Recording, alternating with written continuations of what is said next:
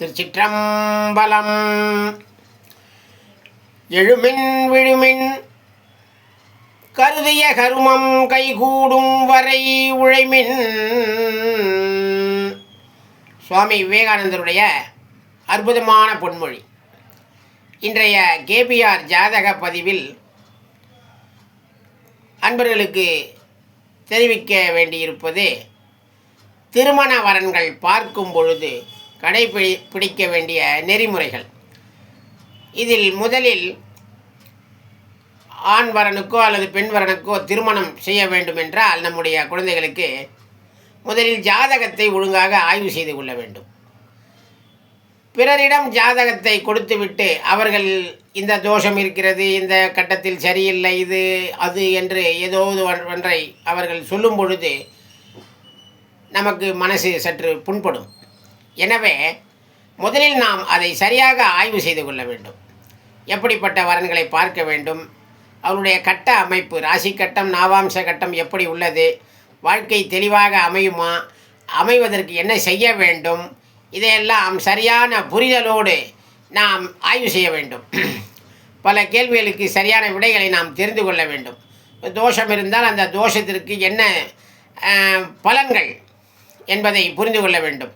இந்த கட்டத்தில் இந்த தோஷம் இருக்கிறது என்றால் அதுக்கு என்ன பலன், அவர் என்ன செய்வார், அவர் தீமை செய்வாரா நன்மை செய்வாரா, எத்தகைய பலன்களை அவர் தருவார் என்பதையெல்லாம் சரியாக அறிந்து கொள்ள வேண்டும். எனவே ஜாதகத்தை பிறரிடம் கொடுத்துவிட்டு அவர்கள் ஏதாவது குறை சொன்னார்கள் என்றால் நாம் மனசு புண்படக்கூடாது. நம்முடைய மனது புண்படாமல் இருக்க வேண்டும் என்றால் முதலில் நாம் நம்முடைய குழந்தைகளின் ஜாதகத்தை திருமண வரன்கள் பார்க்க முன்பு சரியாக ஆய்வு செய்து கொள்ள வேண்டும்.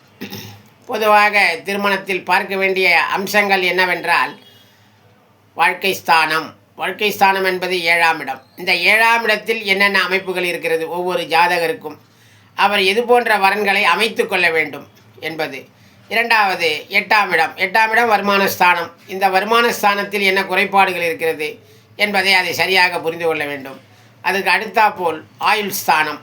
இந்த ஆயுள் ஸ்தானத்தில் என்னென்ன அமைப்புகள் இருக்க வேண்டும், ஒருவருக்கு பலம் இல்லை என்றால் இன்னொருவர் மூலியமாக அதை பெறுவதற்கு வாய்ப்புகள் நிறைய இருக்கும். மாங்கல்ய பலம் என்று சொல்வார்கள். அது போன்ற நல்ல சிறப்புகளை எல்லாம் நான் பார்த்து சரியாக தெரிந்து கொள்ள வேண்டும். நமக்கு சாதகமாகவே பார்க்கக்கூடாது. ஒரு ஜாதகத்தை சரியாக இது இப்படித்தான் என்பதை ஆய்வு செய்து தெரிந்து கொள்ள வேண்டும். நம்முடைய குழந்தைகளுக்கு அதெல்லாம் இருக்காது, இதெல்லாம் இருக்காது என்பதெல்லாம் எல்லோருடைய மன ஒரு பிரம்மை. ஆனால் அவர்கள் செய்தவருடைய பிரதிபலன் அதை அவர்கள்தான் அனுபவிக்க வேண்டும். இது நியதி, ஜாதக நியதி. எனவே சரியாக ஆய்வு செய்து கொள்ளுங்கள். ஆய்வு செய்து கொள்வதற்கு முன்பாக சரியான ஜாதகரை தேர்வு செய்யுங்கள். நிறைய சமாச்சாரங்களை சந்திராசிரமத்தில், கரிநாட்களில், ஆகாத நாட்களில், மரணயோகங்களெல்லாம் தயவு செய்து செய்வதை தவிர்த்து விடுங்கள். எனவே அன்பர்கள் தங்களுடைய குழந்தைகளுக்கு திருமண வரன் பார்க்கும் பொழுது முன்பாக ஜாதகத்தை சரியாக ஆய்வு செய்யுங்கள். இந்த தோஷம் இல்லை, அந்த தோஷம் இல்லை என்பதெல்லாம் அப்பாற்பட்ட பிரச்சனை.